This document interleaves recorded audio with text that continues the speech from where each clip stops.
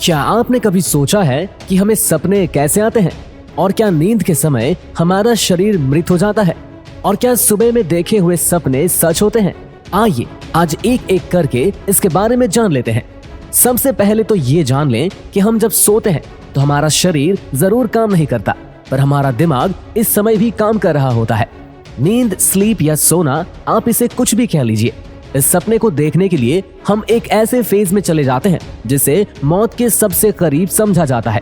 आखिर मौत एक कभी न खत्म होने वाली नींद नहीं तो और क्या है?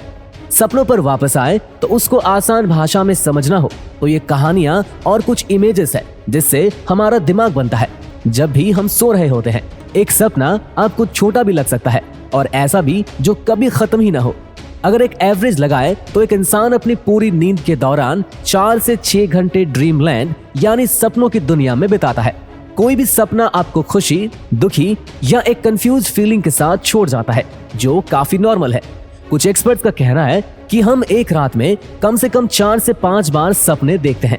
अगर आप ऐसा सोच रहे हैं कि आपको कोई भी सपना नहीं आता, तो ऐसा होना जरूरी नहीं है। ऐसा कई बार होता है कि हम रोज सपना देखें पर वो सुबह उठने के बाद हमें याद ही न रहे। अगर ऐसा नहीं है तो आपकी जिंदगी में क्वालिटी स्लीप की काफी कमी है। एक इंसान कोई भी सपना अपनी नींद के किसी भी समय देख सकता है, पर आपकी सबसे विविड ड्रीम यानी सबसे हसीन या डरावना सपना सिर्फ एक फेज के दौरान ही होता है, जिसे REM, रैपिड आई मूवमेंट कहा जाता है। अब इस बात को समझते हैं कि सपने आखिर क्यों आते हैं, सपने किस तरह के होते हैं और उन सपनों का मतलब आखिर क्या होता है। इस सवाल के जवाब ढूंढने के लिए साइंटिस्ट ने कुछ थ्योरीज पेपर्स किए हैं। इस बात को तो हम अब तक समझ ही चुके हैं कि जब भी हम नींद में होते हैं तो हमारा ब्रेन उस वक्त भी काम करना बंद नहीं करता। तो रिसर्चर्स का ये कहना है कि कुछ मेमोरी प्रोसेस होते हैं जिससे हमारा ब्रेन सिर्फ सोते हुए पूरा कर सकता है, और हमारा सपना आना इस बात को निगेट करता है कि ये प्रोसेस अभी भी हमारी बॉडी में चल रहा है। दूसरी थियरी ये है कि हम सपने भूलने के लिए देखते हैं। हमारे ब्रेन में 10,000 ट्रिलियन न्यूरल कनेक्शंस है। ये हमारे सोचने और हम जो भी करते हैं उससे बनते हैं। तीसरी थियरी के मुताबिक हम सपने इसलिए देखते हैं ताकि हमारा ब्रेन काम करता रहे। कंटिन्यूअल एक्टिवेशन थियरी का यही कहना है कि हमारे ब्रेन को अपने पूरे पोटेंशियल पे फंक्शन करना है तो उसे लगातार लॉन्ग टर्म मेमोरी को बनाना होता है और इसी के साथ उसे मजबूत बनाकर भी रखना होता है। अगर इसका इनपुट लेवल जरूरत से ज्यादा नीचे गिर जाता है तो जैसे हम सो रहे होते हैं तो हमारा ब्रेन अपने आप डेटा स्टोर से जनरेट करने लगता है, जो हमें थॉट्स और फीलिंग के रूप में दिखती है, जिसे हम अपने सपनों में महसूस करते हैं।